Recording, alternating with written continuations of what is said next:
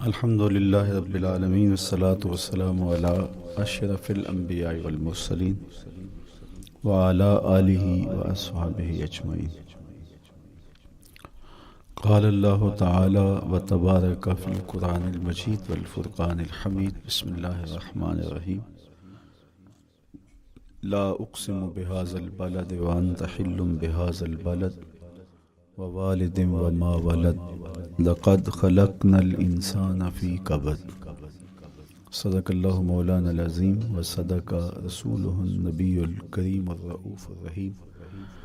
اللہم نور قلوبنا بالقرآن وزین اخلاقنا بالقرآن وادخلنا الجنۃ بالقرآن ونجنا من النار بالقرآن۔ قال اللہ تعالی وتبارک فی شان حبیبہ مخبرا وآمرا ان اللہ وملائکتہ یصلون علی النبی یا ایہا الذین آمنوا صلوا علیہ وسلموا تسلیما۔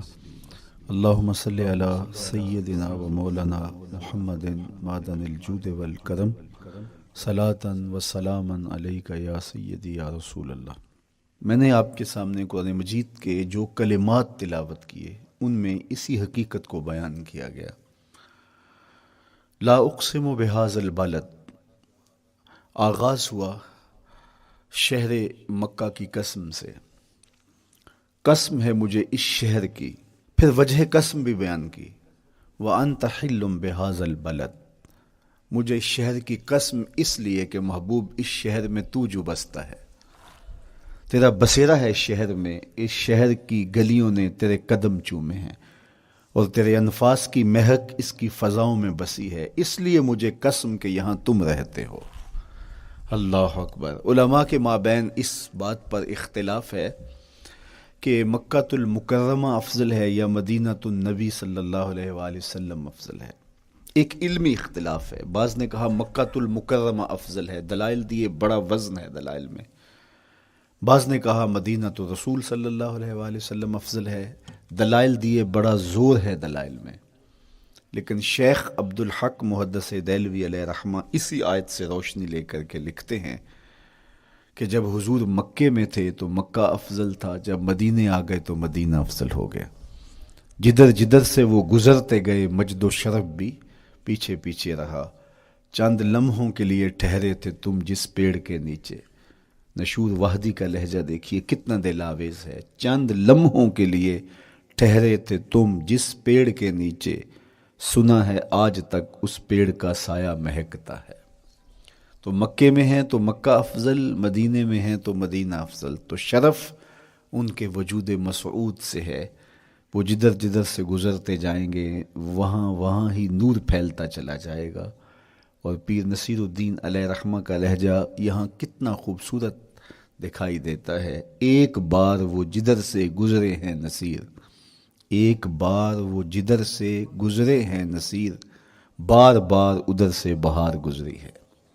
تو کہا کہ قسم ہے مجھے اس شہر کی، یعنی شہر مکہ کی۔ کیوں اس شہر کی قسم؟ وَأَنْتَ حِلٌّ بِهَذَا الْبَلَدِ، کہ محبوب اس شہر میں تمہارا قیام ہے، اس شہر میں تمہاری رہائش ہے، تمہارے انفاس کی مہک ہے اس شہر کی فضاؤں میں، اور تمہارے قدموں کو چھوا ہے اس شہر کی گلیوں نے، اس لیے قسم کہ یہاں آپ رہتے ہو۔ وَوَالِدٍ وَمَا وَلَدَ، اور قسم ہے باپ کی، اور قسم ہے جو اس کی اولاد ہے۔ والد سے مراد کیا ہے اور ما ولد سے مراد کیا ہے؟ تو اس کے بارے میں ایک قول یہ ہے کہ والد سے مراد حضرت ابراہیم علیہ السلام ہے، اور ما ولد سے مراد حضور علیہ السلام جو ان کے فرزند ہیں۔ ایک قول کہ والد سے مراد حضرت آدم علیہ السلام ہیں، اور ما ولد سے مراد ان کی ساری ذریت اور نسل ہے۔ تیسرا قول کہ والد سے مراد حضور علیہ السلام ہیں، اور ما ولد سے مراد حضور علیہ السلام کی ساری امت، حضور علیہ السلام کی ساری آل اطرت، حضور کے اصحاب۔ لیکن علماء نے پہلے قول کو ترجیح دی کہ مکہ المکرمہ کی قسم کی گئی تو پھر مناسبت بنتی ہے کہ حضرت ابراہیم کا ذکر بھی ہو، تو اس لیے والد سے مراد حضرت ابراہیم ہیں، اور ما ولد سے مراد حضور علیہ الصلوۃ والسلام کی ذات ستودہ صفات ہے۔ تو تین چیزیں ہوئیں جن کی قسم کی گئی۔ سب سے پہلے شہر مکہ کی قسم کی گئی، پھر حضرت ابراہیم علیہ السلام کی قسم کی گئی، اس کے بعد حضور علیہ الصلوۃ والسلام کے مبارک وجود کی قسم کی گئی۔ تین قسمیں کر کے کہا کیا گیا، چونکہ جو خالی ذہن شخص ہو، جب اس کو کوئی بات بیان کی جائے تو قسم سے آغاز نہیں کیا جاتا۔ متردد الذہن کو کوئی بات کرنی ہو تو قسم سے آغاز کیا جاتا ہے، یا پھر آپ جس مضمون کو بیان کرنے جا رہے ہیں وہ اتنا اہم ہے کہ اس کی اہمیت کو اجاگر کرنے کے لیے آپ کو قسم کرنا پڑتی ہے۔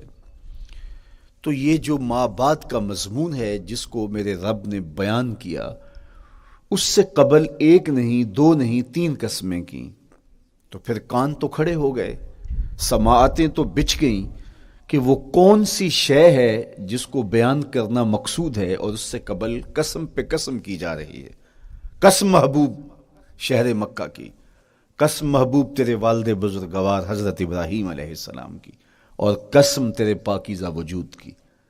اب انسان بالکل سماعتیں بچھا کے منتظر ہے کہ قسم کی کس بات کی جا رہی ہے، کس بات پہ قسمیں ہو رہی ہیں۔ تو جواب آیا، قسم محبوب شہر مکہ کی جس میں آپ رہتے ہو، قسم آپ کے والد بزرگوار حضرت ابراہیم علیہ السلام کی، اور قسم آپ کے پاکیزہ وجود کی۔ لقد خلقنا الانسان فی کبد، ہم نے انسان کو مشقتوں میں رہتا پیدا کیا ہے۔ یعنی انسان کی زندگی کے اندر مشقتیں، مشکلیں، آلام، مصائب، حالات کی تلخیاں، سخت مراحل، یہ اس کی زندگی کا حصہ ہے، اور ہم نے اس کو ڈیزائن اس طرح کیا ہے کہ یہ ان ساری مشکلات سے نہ بردآزما ہوگا اور حالات کی تلخیوں کا مقابلہ کرے گا، اور خیر و شر کے ساتھ ساری زندگی اس کا تعلق رہے گا۔ تو یہ اگر سخت جان ہوا تو زندگی میں کامیاب اور بامراد ہوا، اور اگر یہ کمزور ہوا تو پیچھے رہ جائے گا۔ اور اس کے لیے جو قسمیں کی ہیں وہ تین ہیں۔ قسم کا اور جواب قسم کا تعلق ہوتا ہے، یعنی جس پہ قسم کی جا رہی ہے تو جو قسم کی جا رہی ہے اس کا کوئی آپس میں تعلق ہوگا۔ جب پھولوں کا ذکر کریں گے تو پھر اس کے متعلقات ہی بعد میں بیان کریں گے۔ کسی نے کہا تھا جنگل میں کوئی مے خار مرا ہے، جنگل میں کوئی مے خار مرا ہے، اسے انگور کے پتوں کا کفن دو۔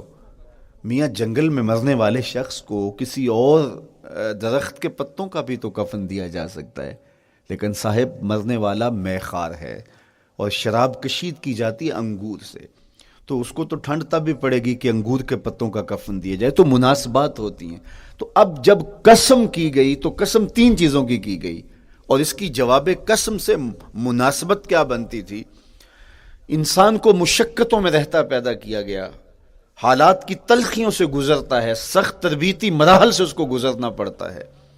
تو اس چیز کو بیان کرنے سے قبل تین قسمیں کی گئی۔ پہلی قسم میرے حضور کے پاکیزہ شہر کی، مکہ المکرمہ کی، اس لیے کہ مکہ المکرمہ میں دیکھ لیجئے کہ صحابہ اور حضور کے ماننے والوں نے کیسے تلخ زندگی کاٹی۔ شجر اسلام ثمر بار ہوا تو ہمیں تو یہ کھلے ہوئے پھول دکھائی دیتے ہیں، لیکن ہم نہیں بھول سکتے کہ بلال حبشی کی پیٹھ پہ کیسے کوڑے برسے اور احد احد کیسے پکارتے رہے۔ تو ہم اس منظر کو دیکھیں، مکہ کے ان حالات کو دیکھیں، تو اس لیے قسم کی مکے کی، اور پھر حضرت ابراہیم علیہ السلام کی قسم کی، چونکہ حضرت ابراہیم نے جس قدر اذیتوں سے گزر کر کے، مصائب آلام کا سامنا کر کے، حالات کی تلخیوں کا مقابلہ کر کے اپنا راستہ بنایا اور اپنے رب کی رضا پائی، وہ تاریخ کا ایک انوکھا باب ہے۔ اس سے بڑھ کر کیا ہوگا کہ جلتی ہوئی آگ میں چھلانگ لگا دی رب کے حکم کی تعمیل میں، بیٹے کی گردن پہ چھری رکھ دی۔ یہ تماشائے لب بام نہیں تھا، منا کی وادی میں وہ انوکھا واقعہ رقم ہوا کہ آج بھی تاریخ انگشت بدندہ ہے کیا ایک باپ، اور وہ اس بیٹے کو ذبح کرنے کے لیے آمادہ ہو گیا جو اس کی آنکھوں کا نور ہے اور دل کا قرار ہے، رب سے مانگ مانگ کے لیا، لیکن تعمیل ارشاد میں اس بیٹے کی گردن پہ چھری رکھنے کے لیے باپ تیار ہو جاتا ہے اور اس کو ذبح کرنے کے لیے آمادہ ہو جاتا ہے، حتیٰ کہ بیٹے کو لٹا لیتا ہے اور ہاتھ میں چھری پکڑ کے بیٹے کی گردن پہ رکھ کے پوری ہمت کے ساتھ جب چھری چلاتا ہے تو آواز آتی ہے فلما اسلما وتلہ للجبین ونادیناہ ان یا ابراہیم قد صدقت الرؤیا انا کذالک نجزی المحسنین۔ ابراہیم بس کرو، تم نے واقعی خواب پورا کر دکھایا۔ اپنی بیوی کو، اپنے نو مولود بچے کو وادی غیر ذی زرع میں چھوڑ آنا، جہاں کچھ بھی میسر نہیں تھا، یہاں آپ کو آپ کے ماں باپ چھوڑ کے جاتے ہیں، ایک خوبصورت آسودہ ماحول ہے، اور آپ کو جس مقصد کے لیے چھوڑ کے جا رہے ہیں تو وہ مقصد بھی آپ کے اور ان کے پیش نظر ہے، لیکن اس کے باوجود بھی جو ہے وہ آنکھیں نم ہو جاتی ہوں گی کہ ہم اپنی اولاد کو یہاں چھوڑ کے جا رہے ہیں، جبکہ ایک محفوظ پناہ گاہ میں آپ کو چھوڑ کے گئے۔ آپ کی تربیت کرنے والا ایک جو ہے وہ توانا طبقہ اور ایک توانا جو ہے وہ سٹاف موجود ہے جو آپ کی فکری، ذہنی، بدنی تربیت کے لیے کوشاں ہیں، لیکن اس کے باوجود بھی والدین محسوس کرتے ہیں لیکن اپنے نو مولود بچے کو وہاں چھوڑ کے جانا جہاں آب و دانہ بھی میسر نہیں تھا۔ مورخ اسلام فی جلندری نے اس وادی کا نقشہ کھینچتے ہوئے کہا، وہ وادی جس میں وحشت بھی قدم رکھتی تھی ڈر ڈر کے، جہاں پھرتے تھے آوارہ تھپیڑے بادے سر سر کے، جہاں پر گھاس اگتی تھی، جہاں نہ پھول کھلتے تھے، مگر وہ سرزمیں تھی آسماں بھی جھک کے ملتے تھے۔ تو اس وادی میں چھوڑ کے آنا، حضرت ابراہیم نے جو امتحانات دیے، اس لیے ان کی قسم کی، چونکہ جواب قسم کا تعلق بنتا ہے تو قسم ابراہیم کے پاکیزہ وجود کی کہ جنہوں نے دکھ سہے، تکالیف آلام گوارا کی، لیکن پائے ثبات میں لغزش نہیں آنے دی۔ تیسری قسم میرے حضور کے پاکیزہ وجود کی فرمایا جتنے دکھ مجھے دیے گئے، جتنی اذیتیں مجھے پہنچائی گئیں، اتنی کسی کو نہیں دی گئیں۔ پیدا ہوئے تو حضور کے باپ کا سایہ سر پہ نہیں تھا، پھر اس کے بعد حضور مختلف مراحل سے گزرے۔ 6 سال کی عمر میں ماں کا انتقال ہو گیا۔ جب راہ حق میں لوگوں کو دعوت رشد و ہدایت دینے نکلے تو جو لوگوں کے رویے تھے اور جو اذیتیں لوگوں نے پہنچائیں وہ ایک الگ باب ہے۔ مکے کی گلیوں سے لے کے طائف کے بازاروں تک جن اذیتوں سے میرے حضور گزرے، ام المومنین سیدہ عائشہ رضی اللہ تعالیٰ عنہ فرماتی ہیں ایک دن حضور کی بارگاہ میں حاضری تھی تو ہم نے عرض کیا حضور کیا احد کے دن سے سخت دن بھی زندگی میں کبھی گزرا ہے؟ صحابہ کی نظر میں اس دن سے سخت دن کبھی زندگی میں نہیں آیا، اس لیے کہ جب 70 صحابہ کی لاشیں پڑی تھیں، حضور کے چچا حضرت امیر حمزہ شہید کر دیے گئے، اور نہ صرف انہیں شہید کیا گیا، ان کا مسئلہ کیا گیا، اعضائے بدنیاں کاٹ دیے گئے، ناک کاٹ لی گئی، زبان کاٹ لی گئی، بدن چیر کے کلیجہ نکالا گیا، اور پھر ان اعضاء کا ہار پرویا گیا، اور ہندا نے گلے میں ڈال کے رقص کیا، آنکھوں میں نیزے چبھوئے گئے۔ تو یہ دردناک دن تھا۔ تو حضور کے سر انور پہ سفید رنگ کی پٹی بندھی تھی اور چشمان رحمت میں آنسو تھے، اور بار بار فرماتے تھے ما فعل امی، میرے چچا کی کہانی سناؤ۔ تو یہ دردناک دن تھا جو صحابہ نے اپنی آنکھوں سے دیکھا۔ تو انہوں نے کہا حضور کیا احد کے دن سے سخت دن بھی کبھی زندگی میں آیا؟ ان کا خیال تھا کہ حضور فرمائیں گے ہاں یہ میرا زندگی کا مشکل ترین اور سخت ترین دن تھا، لیکن حضور نے فرمایا ہاں عائشہ، جب طائف کے بازاروں میں تیری قوم نے مجھے پتھر مارے تو یہ دن احد کے دن سے بھی سخت تھا۔ حضور ان کے 3 سرداروں کے پاس پیغام حق لے کے گئے، لیکن انہوں نے آگے سے جو رویہ اختیار کیا وہ اتنا اذیت ناک تھا۔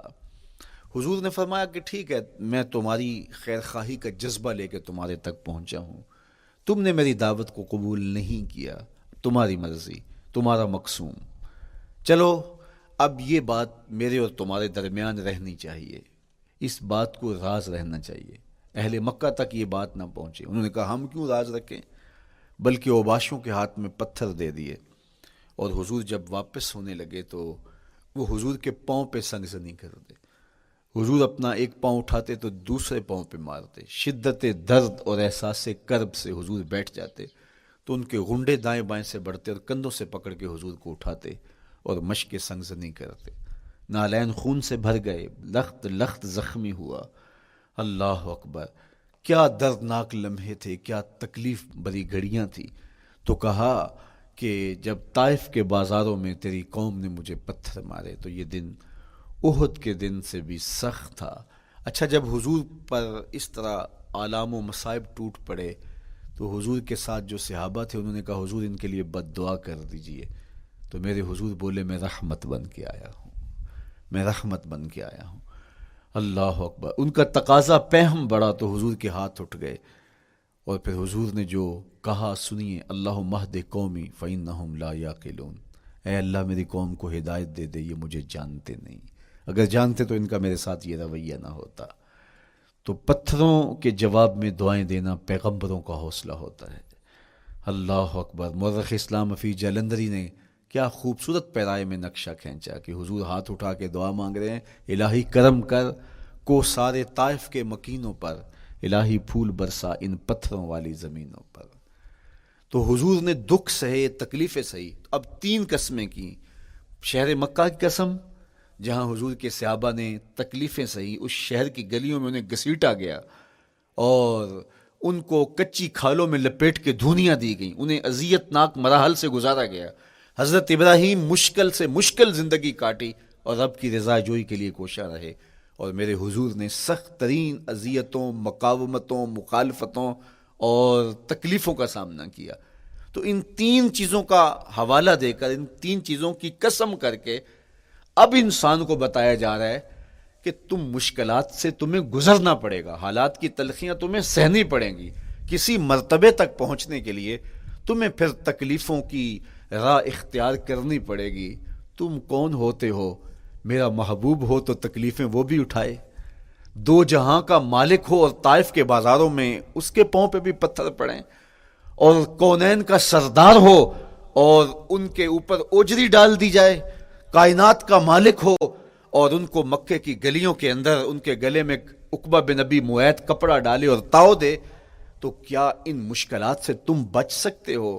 جب تم کسی منزل تک پہنچنا چاہتے ہو تو پھر یہ حوالے ماضی کے دیکھ لو. 3 قسمیں کر کے اس حقیقت کو بیان کیا. ابراہیم علیہ السلام کے وجود کو دیکھ لو، حضرت مصطفیٰ کریم علیہ السلام کی ذات ستودہ صفات کو دیکھ لو، اور مکے کی گلیوں میں صحابہ کے ساتھ جو ظلم اور جبر ہوئے اور انہوں نے جو مصیبتیں اور مشقتیں کاٹی وہ ساری دیکھ لو. تو 3 قسمیں کھا کر کے کہا کہ بے شک انسان مشقتوں میں رہتا پیدا کیا گیا ہے. اس لیے قافلہ انسانی کے وہ افراد جو کسی منزل کے متلاشی ہوتے ہیں، جو جستجو کی زندگی بسر کر رہے ہوتے ہیں، ان کو پھر مشکلات سے گزرنا پڑتا ہے اور حالات کی تلخیاں ان کو گوارا کرنا پڑتا ہے، کشاکش حیات سے ان کو ٹکرانا پڑتا ہے، اور ان کو آگے بڑھنے کے لیے ان کو تکلیفوں سے گزر کر کے، جان گسل مراحل سے گزر کر کے پھر منزل کی طرف عازم سفر ہونا پڑتا ہے. کیا میں نے اس خاکدان سے کنارہ جہاں رزق کا نام ہے آب و دانہ، پلٹنا جھپٹنا جھپٹ کر پلٹنا لہو گرم رکھنے کا ہے ایک بہانہ. پرندوں کی دنیا کا درویش ہوں میں کہ شاہین بناتا نہیں آشیانہ. تو زندگی مشکل مراحل سے گزر جانے کا نام ہے. اقبال نے کہا تھا ہے شباب اپنے لہو کی آگ میں جلنے کا نام. یہ زندگی آسان نہیں ہے، یہ حالات کی تلخیوں کا مقابلہ کرنے کا نام ہے، یہ ضبط نفس کا نام ہے، یہ اپنے من کی تربیت کا نام ہے. حضرت امام راضی سایت کریمہ کے تحت لکھتے ہیں کہ جب بچہ شکم مادر میں ہوتا ہے تو وہ 3 پردوں میں ہوتا ہے، ایک جھلی کا پردہ، ایک رحم مادر کا پردہ اور ایک پیٹ کا پردہ. تو 3 پردوں میں وہ بیچارہ بڑی عجیب سی حالت میں ہوتا ہے. یہ اس کا پہلا مرحلہ ہے تخلیق کے بعد. اس کے بعد پیدائش کا دوسرا مرحلہ ہے. یہ زچہ بچہ دونوں کے لیے موت و حیات کے مرحلے ہوتے ہیں. اس کے بعد وہ پیدا ہوا، اس دنیا پہ آیا تو اس کی مشکل کیا ہے؟ زبان ہے، بولنا نہیں جانتا، دیکھتا ہے پہچان نہیں سکتا، سنتا ہے سمجھ نہیں سکتا، ہاتھ ہیں پکڑ نہیں سکتا، ٹانگیں ہیں چل نہیں سکتا. کتنی مشکل بن گئی. یہ سب کچھ چیزیں ہونے کے باوجود بھی وہ بے بس دکھائی دیتا ہے. اس کو دودھ مانگنے کے لیے بھی رونا پڑتا ہے. تو یہ ایک مرحلہ تھا. پھر آہستہ آہستہ اس نے بولنا سیکھا، ایک ایک حرف کر کے لفظ لفظ جوڑ کے وہ جملے مکمل کرتا رہا. آج تو زبان کا طوطی بولتا ہے، آج تو بات کریں تو جو ہے وہ ماحول تھم جاتا ہے. لیکن انسان ذرا پلٹ کے آغوش مادر میں تیری ماں نے ایک ایک حرف تجھے سکھایا تھا، ایک ایک لفظ تجھے سکھایا تھا، لفظ لفظ کر کے، حرف حرف کر کے جملے بنے، اور آج تیری گفتار کی شوخی کے تذکرے زمانے میں ہیں، تو پھر تجھے بولنا سکھایا، تو چل نہیں سکتا تھا، آج تیری جو ہے وہ جولانیاں دیکھنے والی ہیں، تیری رفتار کو کوئی چھو نہیں سکتا ہے، تیری آنکھوں کی بجلیاں آج عقابوں سے بڑھ کر ہیں، آج تیرے کانوں کے اندر نغموں کا جہاں آباد ہے، آج تیرے ہاتھوں کی گرفت کہ آگے شیر غراں بھی ہو تو وہ بھی بے بس ہو جاتا ہے، لیکن دیکھ تو کتنا مجبور تھا۔ اچھا چلو وہاں سے آگے آئے، پھر زندگی کو سیکھنا پڑتا ہے، آداب سیکھنے پڑتے ہیں، کس سے کیا بات کرنی ہے سیکھنا پڑتا ہے، آگے بڑھے، جوانی کی دہلیز پہ پہنچے۔ جوانی انسان کی زندگی کا باقپن ہوتا ہے، عروج ہوتا ہے، اللہ اکبر، لیکن جوانی کو تقدس معاب رکھ کے منزل تک پہنچانا یہ سب سے مشکل مرحلہ ہوتا ہے، چونکہ جذبات بے قابو ہیں، خواہشیں آوارہ ہیں، اور تا حد نظر نظارے ہی نظارے جو دل کو کھینچتے ہیں۔ اب اپنے تقدس کو جو شخص محفوظ رکھے، کائنات میں سب سے قیمتی جوہر حضرت انسان کا اس کی عصمت کا جوہر ہے، اور سب سے حسین چہرہ وہ ہے جو جنسی کالک سے اپنے آپ کو بچا لے۔ تو جوانی ہو، باقپن ہو، اور پھر اپنی خواہشات کو بے قابو نہ ہونے دیا جائے، سب سے مشکل مرحلہ پوری زندگی میں یہ آتا ہے۔ کسی نے کہا تھا کتاب زیست کا ایک اور باب بیت گیا، شباب بیت گیا، ایک عذاب بیت گیا۔ تو شباب کا ختم ہونا اور اس کو خیریت سے منزل تک پہنچنا، یہ کتنا بڑا مشکل مرحلہ ہوتا ہے۔ جس کا جوانی میں باطن کا چہرہ مسخ ہو جاتا ہے اور جنسی کالک سے جو چہرہ آلودہ ہو جاتا ہے، اس کا عفت کا دامن داغدار ہو جاتا ہے، تو اس لیے وہ چہرہ تاباں ہے، وہ چہرہ روشن ہے، وہ چہرہ منور ہے جو اپنے آپ کو کالک نہیں لگنے دیتا اور اپنی عصمت کی حفاظت کرتا ہے۔ میرے حضور نے بھی ارشاد فرمایا، سبعۃ یظلھم اللہ تعالی فی ظلہ یوم لا ظل الا ظلہ، 7 اشخاص ایسے ہیں قیامت کے دن جب کوئی سایہ نہیں ہوگا، اللہ ان کو اپنے عرش کا سایہ عطا کرے گا۔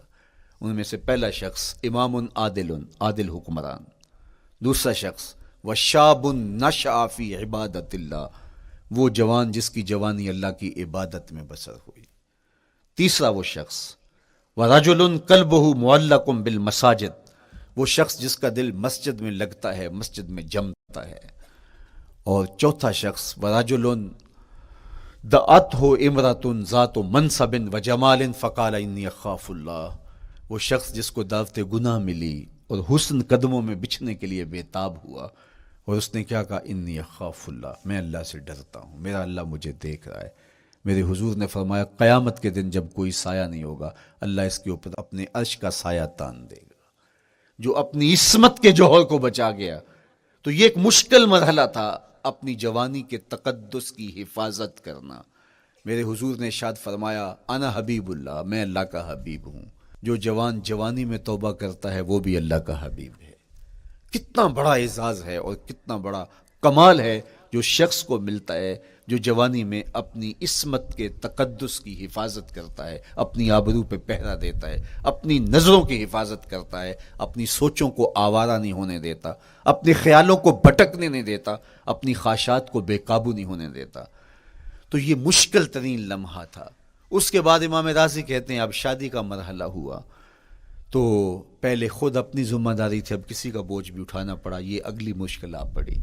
پھر بچے ہوئے تو پھر اپنی زندگی تو ختم ہو گئی، پھر ساری زندگی، پھر بڑھاپے میں چلے جائیں، ارذل العمر تک چلے جائیں، یہ ساری زندگی مشکلات لقد خلقنا الانسان فی کبد۔ تو ہمیں عملی طور پہ مشکلات کے مقابلے کے لیے تیار ہونا چاہیے۔ دیکھیے ہم جب شکار کرنے جاتے ہیں اور وہ خطرناک جنگل ہو جس میں شیر، بھیڑی اور دیگر جانور بھی ہوں، تو پھر ہم حفظ ما تقدم کے طور پہ سب کچھ ساتھ لے کے جاتے ہیں اور اس انداز سے جاتے ہیں کہ ہمارے اوپر اگر کوئی حملہ ہو تو بچاؤ کی یہ تدبیر ہو۔ تو ہم عملی طور پہ اس کے لیے خود تیار ہوتے ہیں، تو پھر کوئی ہونے والا حملہ غیر متوقع نہیں ہوتا اور ہم اس کے لیے اپنے آپ کو مستعد اور فعال پاتے ہیں۔ اسی طرح میں اور آپ اگر زندگی کے اس فلسفے سے آگاہ نہیں ہوں گے کہ زندگی مشکلات کا مجموعہ ہے، حالات کی تلخیاں ساری زندگی ہمارے ساتھ رہیں گی، تو کوئی بھی تکلیف، کوئی بھی اذیت، کوئی بھی ایسا واقعہ جو ہم نہیں چاہ رہے ہوں گے وہ روح پذیر ہوگا تو ہم گھبرا جائیں گے اور پھر اس وقت ہم دکھی ہو جائیں گے۔ اس لیے ہمیں یہ قرآن نے سکھایا ہے کہ تم عملی طور پہ زندگی کی سختیوں کا مقابلہ کرنے کے لیے آمادہ اور تیار ہو جاؤ۔ قرآن مجید میں جو صبر کا لفظ ہے اس کا مفہوم یہ ہے کہ حالات کی جو تلخیاں تمہارے اوپر آتی ہیں، وہ غربت بھی ہو سکتی ہے، وہ بیماری بھی ہو سکتی ہے، وہ لوگوں کی عداوت اور دشمنی بھی ہو سکتی ہے، وہ اور بہت ساری چیزیں ہوتی ہیں، وہ جنگوں کی حالت کا بپا ہو جانا اور تمہارا دشمنوں کے نرغے میں گر جانا، یہ سب کچھ ہو سکتا ہے۔ تو اس کے اوپر استقامت کے ساتھ تم کھڑے رہو اور تم ان کو برداشت کرنے کی اپنے اندر ہمت اور حوصلہ رکھو، تو پھر وہ تمہارا صبر ہوگا، اور یہ قوت اگر تمہارے اندر پیدا ہو جاتی ہے تو پھر تمہاری زندگی آسان اور سوکھی ہو جاتی ہے۔ لیکن اگر یہ دولت تمہیں نصیب نہیں ہوتی تو پھر ساری زندگی دکھوں اور شکووں سے بھری رہتی۔ اس لیے ہمیں یہ چیز سیکھ لینی چاہیے کہ زندگی نام ہی مشکلات سے نہ برد آزما رہنے کا ہے۔ عملی طور پہ ہم دیکھو، ہمیں پتہ ہے سردی آ رہی ہے تو اس کا ہم پہلے انتظام کرتے ہیں، تو سردی ہمیں دکھی نہیں پھر کرتی، ہم سردی سے بھی لطف لیتے ہیں، موسم برسات سے بھی مزہ لیتے ہیں، اور گرمی سے بھی ہم ایک حاز حاصل کر لیتے ہیں اگر ہم اس کو جو ہے اس کے لیے عملی طور پہ اپنے آپ کو تیار کر لیں۔ لیکن اگر ہم اس کے لیے تیاری نہیں کریں گے تو سوائے گھبراہٹ کے اور کچھ نہیں ہوگا۔ تو مجھے اور آپ کو عملاً اپنے آپ کو اس بات کے لیے آمادہ کرنا پڑے گا کہ زندگی ان حالات کی تلخیوں سے ٹکرانے کا نام ہے، اور ساری زندگی ہمیں ان مراحل سے گزرتے رہنا پڑے گا۔ اور قرآن نے جو ہے وہ 3 قسمیں کر کے، اور 3 قسمیں بھی شہر مکہ کی اور محبوب کریم کے پاکیزہ وجود اور جناب ابراہیم علیہ الصلوۃ والسلام کی، تاکہ تمہیں پتہ چلے جب ان کو بھی ان مراحل سے گزرنا پڑا میں اور آپ کیا بیچتے ہیں۔ اس لیے ہمیں اپنی زندگی کو ان راہوں پہ ڈالتے ہوئے صبر اور استقامت، اب صبر اور استقامت کی دولت ہمیں کیسے نصیب ہوگی، یہ دولت کس طرح، یہ قوت راسخہ ہمارے اندر کیسے پیدا ہوگی، اور کس طرح ہمارے من کے اندر یہ چیزیں سمائے گی۔ اللہ تعالیٰ کی خشیت، اس پر توکل، اس پر بھروسہ، اور اللہ تعالیٰ جل شانہ کی طرف سے ہر کام کے ہونے کا یقین ہمارے اندر یہ استقامت اور یہ حوصلہ پیدا کرتی ہے یہ چیز۔ اس لیے مجھے اور آپ کو اپنی پوری زندگی میں اس عمل سے گزر کر کے اپنے آپ کو مضبوط ترین صورتحال میں لا کے کھڑا کرنا پڑے گا، اور یہی زندگی کا جمال ہے۔ تو اب پھر دیکھیے قرآن کیا کہہ رہا ہے، لا اقسم بہذا البلد وانت حل بہذا البلد ووالد وما ولد، 3 قسمیں کی۔ اس کے بعد ارشاد فرمایا لقد خلقنا الانسان فی کبد، ہم نے انسان کو مشکلوں میں، مصائب میں، آلام میں رہتا ہوا پیدا کیا۔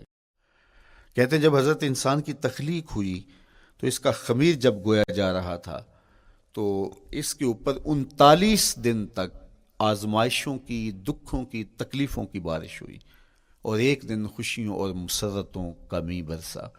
تو انسان کی زندگی کے اندر حالات سے ٹکرانا اور دکھوں کو سہنا اور دکھوں سے مقابلہ کرنا، یہ سیکھنا پڑے گا، اور جب انسان اس کو عملی طور پر سیکھ جائے گا تو پھر زندگی کا جمال اور زندگی کا حسن نصیب ہوگا۔ دوسری بات، ہمیں اپنی زندگی میں 7 چیزوں کو اپنا اصول بنا لینا چاہیے، اور یہ 7 چیزیں وہ ہیں جو ہماری زندگی کو ایک خوبصورت سانچے میں ڈھال کر کے ہمیں ایک پاکیزہ اور ستھرا انسان بنا دیتی ہیں۔ پہلی چیز، التمسک بکتاب اللہ، اللہ کی کتاب سے جڑ جانا، وابستہ ہو جانا۔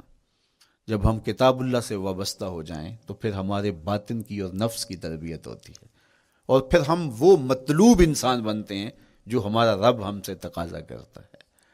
تو اس لیے ہمیں اپنی زندگی میں اس چیز کو لازم کر لینا چاہیے کہ ہمارا کوئی بھی دن قرآن مجید کی تلاوت کے بغیر نہ گزرے۔ اپنے دن کا آغاز قرآن مجید کی تلاوت سے کیجیے۔ سورہ یاسین سے جو اپنے دن کا آغاز کرتا ہے، سارا دن اللہ کی امان میں رہتا ہے، اس کی حفاظت میں رہتا ہے، اور اپنی شب کا آغاز سونے سے پہلے سورہ الملک کی تلاوت کریں، آپ ساری شب اللہ کی امان میں، اس کی حفاظت میں رہیں گے۔ اور قرآن مجید کو سمجھ کر اس کے مفاہیم و مطالب کے ساتھ ایک رکوع کم از کم پوری زندگی، اپنی زندگی کے نصاب میں آپ کتنا وقت مختلف امور کے لیے سر انجام دیتے ہیں۔ یہ کتاب انسانی ہدایت کے لیے، انسانی تربیت کے لیے، اس سے کوئی اور بہتر اور مؤثر جو ہے وہ نصاب نہیں ہو سکتا ہے۔ انسان سازی کا بہترین ذریعہ ہے یہ کتاب، اور اس کتاب کے ذریعے سے جو ہے وہ انسان پستیوں سے اٹھ کے بلندیوں تک جا پہنچتا ہے۔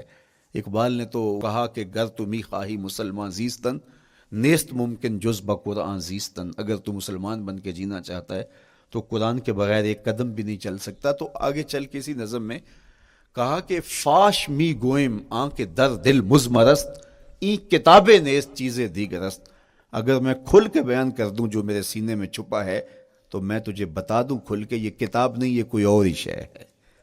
کن لوگوں کو کہاں سے اٹھایا اور یہ کتاب کہاں تک لے گئی، جو باہمی جنگ و جدل میں الجھے ہوئے تھے اور حرف شناس بھی نہیں تھے، جو سواد آشنا بھی نہیں تھے، پھر انہوں نے جو ہے وہ روما کی سلطنت بھی الٹ کے رکھ دی۔ یہ کرشمہ تھا اس کتاب کا، جس نے زندگی کا جمال ان کی روحوں کے اندر پیدا کر دیا۔ تو میں اور آپ اپنی زندگی میں قرآن مجید سے کبھی بھی دور نہ ہوں، روزانہ کی بنیاد پہ آپ تلاوت کلام مجید اپنی زندگی میں شامل رکھیں۔ انشاءاللہ اس کے اجالے دنیا میں اور آخرت میں آپ اپنی آنکھوں سے مشاہدہ کریں گے۔ حضرت امام احمد بن حنبل فرماتے ہیں، میں نے رب سے کہا کہ مجھے اپنا قرب عطا کر، آواز آئی میرا قرب چاہتے ہو تو قرآن پڑھا کرو۔ یہ رب کی قربت کی بھی ضمانت ہے اور ضبط نفس اور باطن کی تربیت کا بھی ذریعہ ہے۔ اچھا، دوسری بات، والاقتداء بسنت رسول اللہ صلی اللہ علیہ وآلہ وسلم۔ ہمارے لیے بہترین نمونہ ہمارے حضور علیہ الصلوۃ والسلام کی زندگی ہے، حضور کے دیا ہوا نظام حیات ہے جس پر حضور نے خود عمل کر کے دکھایا۔ میرا عشق رسول، میری محبت رسول اس بات کا تقاضا کرتی ہے کہ میں ان کے طریقہ حیات کے مطابق اپنی زندگی گزاروں۔ اسلام دعوے کی بات نہیں کرتا، دلیل ہم سے مانگتا ہے۔ آج میں کہتا ہوں میں عاشق رسول ہوں، اور اتنا بڑا عاشق رسول ہوں کہ میرے جیسا زمانے میں دوسرا کوئی نہیں۔ میرے جذبات ایسے دکھائی دیتے ہیں، آسمان کو چیر دوں گا اور زمین کو پھاڑ دوں گا، لیکن ہمسایوں کے ساتھ میرا سلوک بتاتا ہے کہ میں عاشق رسول نہیں ہوں۔ دوستوں کے ساتھ میرا رویہ بتاتا ہے کہ میں عاشق رسول نہیں ہوں۔ میں کسی سے وعدہ کرتا ہوں اور پھر اس پہ پورا نہیں اتر پاتا، تو صاحب پھر آپ عاشق رسول نہیں ہیں، آپ کچھ اور ہیں۔ عشق رسول تو یہ ہے کہ میرے محبوب علیہ السلام نے کسی سے عہد کیا ہے کہ تمہارے آنے تک میں یہاں کھڑا ہوں، اور وہ جا کے بھول جاتا ہے، اور میرے حضور 3 دن وہاں منتظر رہتے ہیں۔ وہ اچانک گزرا اور دیکھا تو حضور علیہ الصلوۃ والسلام کھڑے ہیں، تو خود پریشان ہوا، صرف اتنی بات اسے کہی، صاحب تو نے مجھے مشکل میں ڈال دیا، تو نے مجھے مشقت میں ڈال دیا۔ عہد کیا ہے تو پھر اس کی پاسداری نبھا کے دکھائی۔ اللہ اکبر! میں اگر حضور سے محبت کرنے والا ہوں تو میرا رویہ بتائے کہ میں عاشق رسول ہوں۔ میری زبان پہ جھوٹ نہیں بول سکتی۔ آپ سے پوچھا گیا کہ مومن بزدلی کر سکتا ہے؟ کہا نہیں، بہادر ہوتا ہے، لیکن ہو سکتا ہے کبھی اس سے بزدلی سرزد بھی ہو جائے۔ پھر پوچھا گیا کہ مومن بخیل ہو سکتا ہے؟ کہا نہیں، سخی ہوتا ہے، لیکن ہو سکتا ہے کبھی اس سے بخل بھی سرزد ہو جائے۔ پھر تیسرا سوال حضور سے کیا گیا، مومن جھوٹا ہو سکتا ہے؟ فرمایا جھوٹا نہیں ہو سکتا، یہ پکی بات ہے کہ مومن جھوٹ نہیں بول سکتا۔ میں اور آپ اپنے رویوں میں دیکھیں کہ ہم کھڑے کہاں ہیں۔ آج ہم ان جگہوں پہ بھی جھوٹ بولتے ہیں جہاں جھوٹ بولنا ہماری مجبوری بھی نہیں ہوتی، چونکہ یہ ہماری فطرت ثانیہ اور عادت بن چکا ہے، اور ہم اس کو برا ہی نہیں سمجھتے۔ جبکہ جھوٹ جب کوئی شخص بولتا ہے، حدیث پاک میں آتا ہے اس کے منہ سے بدبو نکلتی ہے، رحمت کے فرشتے 1 میل دور ہٹ جاتے ہیں اس سے۔ اور سویر سے شام تک جب ہمارے معمولات یہ ہوں تو پھر ہم کہاں کھڑے ہیں اور رحمت کے فرشتے کہاں کھڑے ہیں؟ تو حضور علیہ الصلوۃ والسلام کی سنت کا اتباع حضور کی محبت کی دلیل ہوگی۔ امام قرطبی نے لکھا ہے، اللہ کی محبت کا کوئی دعویٰ کرے تو کیا دلیل ہوگی کہ یہ واقعی محب الہی ہے؟ تو کہا اللہ سے محبت کا دعویٰ کرنے والے کے لیے دلیل یہ ہے کہ وہ قرآن سے پیار کرے۔ قرآن سے پیار اور قرآن سے محبت کی دلیل یہ ہے کہ حضور کا پیار سینے میں رکھے. حضور سے محبت کی دلیل یہ ہے کہ سنت رسول سے پیار کرنے والا ہو, اور سنت رسول سے پیار کرنے کی دلیل یہ ہے کہ بدعات سے اجتناب کرنے والا ہو. ہر وہ طریقہ جو میرے حضور نے نہیں دیا اس کو اختیار نہ کرے, اس طریقے کو اختیار کرے جو حضور علیہ الصلوۃ والسلام کا عطا کرتا ہے. تیسری بات, عقل الحلال. یہ وہ بنیادی اصول ہیں جو ہماری زندگیوں میں اتر جانے چاہیے, اور ہم ایک صالح اور خوبصورت انسان بن کے اس معاشرے کا حصہ بن سکتے ہیں. عقل حلال زندگی میں شامل ہو تو زندگی کو جمال نصیب ہوتا ہے, اور باطن اور ظاہر کو طمانینت نصیب ہوتی ہے. اگر رزق پاک نہیں ہے تو آپ کعبے بھی جائیں تو وہاں بھی آپ محروم پلٹیں گے. میرے حضور علیہ الصلوۃ والسلام نے فرمایا ایک بندہ لمبا سفر کر کے گیا, اشعث اغبر کے لفظ ہیں کہ اس کے بال بکھرے ہوئے ہیں, سفر کی گرد پڑی ہوئی ہے, اور لباس بھی پھٹا ہوا ہے, شکستہ حالت, پراگندہ صورت, اور کھڑا ہے کعبۃ اللہ کے سامنے. یمد یدیہ, دونوں ہاتھ لمبے کر کر کے دعا مانگ رہا ہے, اور کیا کہتا ہے, اے اللہ ومطعمہ حرام ومشربہ حرام وملبسہ حرام وغذی بالحرام. فرمایا اس کا کھانا حرام کا ہے, اس کا پینا حرام کا ہے, اس نے جو لباس پہنا ہے وہ حرام کا ہے. میرے حضور فرماتے ہیں بتاؤ اس کی دعا کیسے قبول ہوگی. اب لمبا سفر کاٹ کے حرم کعبہ میں پہنچے, غلاف کو پکڑ پکڑ کے دعائیں کر رہا ہے, لمبے لمبے ہاتھ کر کے دعائیں مانگ رہا ہے, ملتزم سے لپٹا ہوا ہے, حتیم میں سجدہ ریز ہو کے رو رو کے دعائیں مانگ رہا ہے, لیکن دعا قبول نہیں ہوتی. کیوں؟ اس لیے کہ اس کے پیٹ میں لقمہ حرام کا ہے, اس کے بدن پہ لباس حرام کا ہے. تو اسلام نے جتنا زور حلال کمانے, حلال کھانے اور حلال اختیار کرنے پر دیا ہے, تو ایک مومن اگر اسلام کے مبادیات سے بھی آگاہ ہو تو اس کی تو زندگی کے اندر جو ہے وہ حرام گھس ہی نہیں سکتا ہے, بلکہ وہ مشکوک سے بھی اجتناب کرے. چوتھی چیز, کف الاذی. اپنے آپ کو ایسا بناؤ کہ تمہارے وجود سے کسی کو ضرر اور تکلیف نہ پہنچے. ہمارا اسلام تو ہمیں یہ بتاتا ہے کہ تم پیاز یا لہسن کھا کے مسجد میں نہ جاؤ کہ تمہارے منہ سے جو سمیل آتی ہے اس سے کسی کو تکلیف نہ پہنچے. تو یہ اسلام کی دی ہوئی تعلیمات ہیں کہ مسجد میں بھی جانا ہے تو اپنے آپ کو دیکھو کہ تمہاری حالت کیا ہے, تمہاری وجہ سے کسی کو تکلیف نہ پہنچے. تمہارے رویے اتنے خوبصورت ہوں, تمہارے ہمسائے بتائیں کہ یہ واقعی مسلمان ہے. مسلمان کی تعریف کی گئی, المسلم من سلم المسلمون من لسانہ و یدہ. مسلمان کون ہے؟ جس کے ہاتھ سے, جس کی زبان سے دوسرا مسلمان بھائی محفوظ ہے, تو وہ مسلمان ہے. اللہ اکبر. ہم یہ جو کہتے ہیں السلام علیکم, اس کو کہتے ہیں تحیت المسلم, مسلمان کا تحیت. تو اس میں اس کے معنی پہ غور کریں تو ہم اس کو ضمانت دے رہے ہوتے ہیں, السلام علیکم, تیرے اوپر سلامتی ہو. تو ہم اپنی جانب سے اسے ضمانت دیتے ہیں, میرے بھائی میری طرف سے تیری عزت, تیری جان, تیری آبرو سلامت ہے, اب میری جانب سے تو پریشان نہیں ہونا, میں تجھے سلامتی کی ضمانت دیتا ہوں. اور وہ آگے سے کیا کہتا ہے, وعلیکم السلام. میرے بھائی پھر میری جانب سے بھی تیرا سب کچھ محفوظ ہے. اگر سلام کا مفہوم اچھی طرح ہماری روحوں میں اتر جائے تو پھر ایسا ہو نہیں سکتا کہ ہم جس کو السلام علیکم کہہ دیں پھر اس سے ہم دھوکہ کریں, یا اس کی آبرو پہ حملہ آور ہوں, یا اس کے مال پہ حملہ آور ہوں جب السلام علیکم کہہ دیا. چونکہ جو ہمیں لفظ بولنے کے لیے کہا گئے ہیں اس کے پیچھے فلسفہ ہے لفظوں کا. یہ پھول ہیں, ان کو دیکھ کر سبحان اللہ کہنے کا کہا گیا ہے. پہاڑوں کو دیکھ کے اللہ اکبر کہنے کا کہا گیا ہے. پہاڑوں کو دیکھ کے سبحان اللہ کہہ دیں اور پھولوں کو دیکھ کے اللہ اکبر کہہ دیں, ایسا کیوں نہیں کہہ دیتے؟ لیکن نہیں, اس لیے کہ جب پہاڑوں کو دیکھتے ہیں تو دل میں ان کی ہیبت پیدا ہوتی ہے. اتنے بڑے پہاڑ, سمندر کو دیکھتے ہیں تو اس کی ہیبت پیدا ہوتی ہے. اتنا بڑا سمندر تا حد نظر پھیلا ہوا, تو جب اس کی بڑائی پیدا ہونے لگتی ہے تو فوراً پلٹایا گیا اللہ کی بڑائی کی طرف اور کہا بول اللہ اکبر, یہ نہیں میرا اللہ بڑا ہے.